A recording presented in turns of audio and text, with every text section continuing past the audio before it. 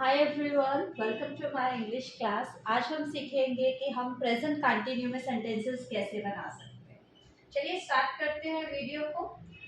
Present continue करने से पहले हम इसके रूल को देखते हैं कि प्रेजेंट कंटिन्यू का रूल क्या रहता है। प्रेजेंट कंटिन्यू में आप इस, आर, एम का इस्तेमाल करते हैं।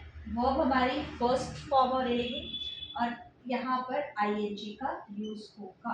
चलिए पहले इसकी एप्लीकेशन को समझते हैं कि प्रेजेंट कंटिन्यू बेसिकली है क्या। आप अपने रूटीन में प्रेजेंट में जब कोई काम कर रहे होते हैं, इस वक्त जब आप कोई काम कर रहे हैं और उससे रिलेटेड अगर आपने कोई सेंटेंसेस बनाने हैं, वो प्रेजेंट कंटिन्यू में बनाते हैं। यहाँ पर कंटिन्यू का मतलब क्या है कि वो काम अभी चल रहा है, तो दैट इज वाई जहां पर भी आपका काम चल रहा है वहां पर आईएनजी आएगा ही आएगा। दूसरी चीज आपको इसमें क्या याद रखनी है कि इज, एम, आर का जो हम यूज है वो किस किस के साथ करते हैं। देखिए बेसिकली हमारे जो सेंटेंसेस हैं वो हम लोग नाउन और प्रोनाउन की हेल्प से स्टार्ट करते हैं। तो अगर मैं कोई सेंटेंस ही के साथ स्टार्ट करती हूँ तो आप ही इज लगाएंगे।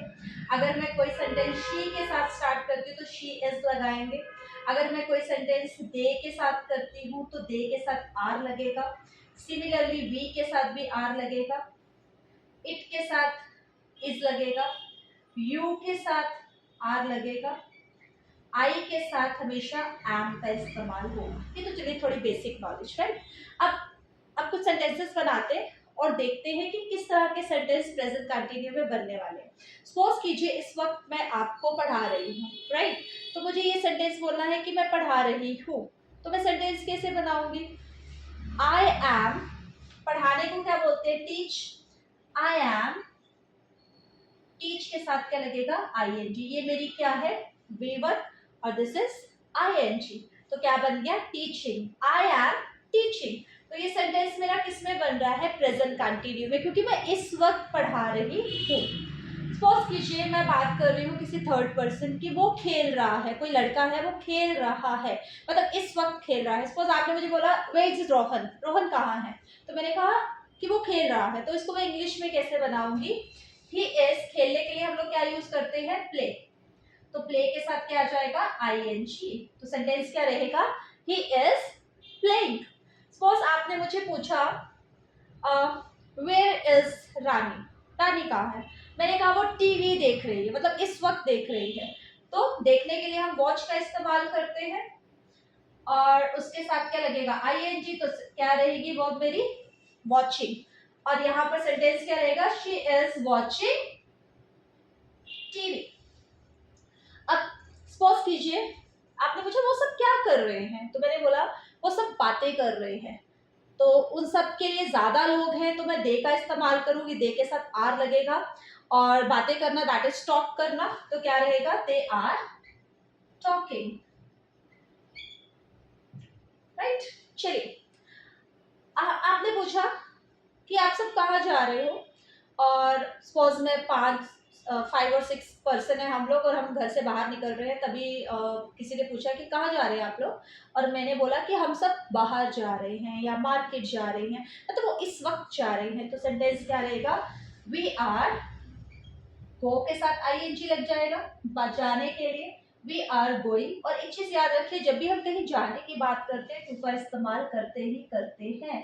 We are going to market, या फिर आप बना सकते थे we are going out, like this, right. चलिए इट का इस्तेमाल बेसिकली हम लोग नॉन लिविंग थिंग्स के लिए करते हैं, एनिमल्स के लिए भी करते हैं। सपोज करिए मैं यहाँ पर एक एनिमल डॉग की बात ले लेती हूँ। मैंने कहा डॉग क्या कर रहा है, राइट। तो मैं कह रही हूँ डॉग सो रहा है, तो इट इज स्लीपिंग। आप इसको डायरेक्टली ऐसे भी बना सकते थे, डॉग इज स्लीपिंग, राइट। चलिए यू आर से सेंटेंस बनाते हैं। यहाँ पर क्वेश्चन फॉर्म में हमारे लिए इजी रहेगा बनाना। यू आर प्लेइंग, आप खेल रहे हैं।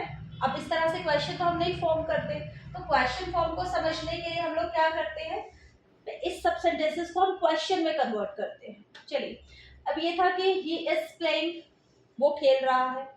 ये तो था पॉजिटिव सेंटेंस, मैं नॉर्मली बोल रही हूँ वो खेल रहा है। लेकिन अगर मुझे इसी तरह से पूछना है आप खेल रहे हो, अगर मुझे इसको क्वेश्चन फॉर्म में बनाना है तो इट्स वेरी इजी। आपकी ये जो हेल्पिंग वर्ब है इज आर एड, उसको आपने क्या कर देना है? आगे ले आना है। तो क्वेश्चन क्या रहेगा? I'll write there, is he playing? Question, is he playing. अगर मैं इस तरह का क्वेश्चन पूछ रही हूँ तो आंसर क्या रहेगा?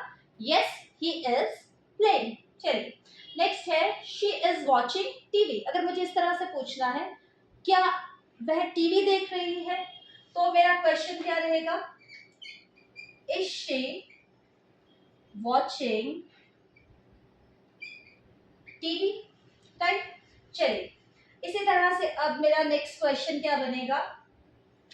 They are talking, are they talking, पीछे क्वेश्चन फॉर्म लग जाएगी। We are going to market, are we going to market, क्या हम मार्केट जा रहे हैं? इज इट स्लीपिंग, वो सो रहा है। Is it sleeping, question mark लग जाएगा। एम आई टीचिंग, क्या मैं पढ़ा रही हूँ? Like this. और अभी जो यू से सेंटेंस था उसको हम इधर कवर करते हैं कि अगर हमने क्वेश्चन फॉर्म बनानी है तो हम उसको किस तरह से फॉर्म करेंगे। सपोज मैं आपसे पूछ रही हूँ, आप खेल रहे हैं? Are you playing? या मैं आपसे पूछ रही हूँ, आप पढ़ रहे हैं? Are you studying? या मैंने आपसे पूछा, आप खाना खा रहे हैं? Are you eating your lunch, dinner, breakfast, whatever you want to add there, you can. तो इस तरह से मेरे क्वेश्चंस रहेंगे। अब ये तो हो गया क्वेश्चन फॉर्म कि आर यू प्लेइंग। अब इस चीज को हम लोग देखते हैं और बाकी सब यहाँ से रब करने वाली हूँ ताकि मैं आपको इजीली समझा सकूँ कि मैं कहना क्या चाह रही हूँ। कि यहाँ पर जब हम लोग अपनी हेल्पिंग वर्ब को आगे लेकर आ रहे हैं, क्वेश्चन बना रहे हैं, तो सेंस क्या निकल कर आ रही है? आर यू प्लेइंग, क्या आप खेल रहे हैं? तो जब मैं इसका आंसर देने वाली हूँ तो मेरे जो ये क्वेश्चन है इसके बीच में ही क्या छुपा हुआ है? आंसर छुपा हुआ है। और जब भी, प्लीज हैव टू रिमेम्बर, जब भी हम लोग अपने हेल्पिंग वर्ब से सेंटेंसेस बनाते हैं, क्वेश्चन फॉर्म करते हैं, तो हमेशा आंसर यस और नो में ही आता है। तो इसका आंसर या तो मेरे पास यस या तो फिर नो। सपोज कीजिए मैं आपसे ये बात कर रही हूँ, आर यू प्लेइंग, आप खेल रहे हैं, तो आप मुझे क्या बोलोगे? यस या फिर आप नो। बट इसको अगर पूरी फॉर्म में बनाना है तो किस तरह से बनेगा? Yes I am playing. अगर सपोज आपने कहना है नहीं मैं नहीं खेल रहा हूं, तो सेंस कैसे बनेगा? No I am not playing, right. Isn't it easy? Right.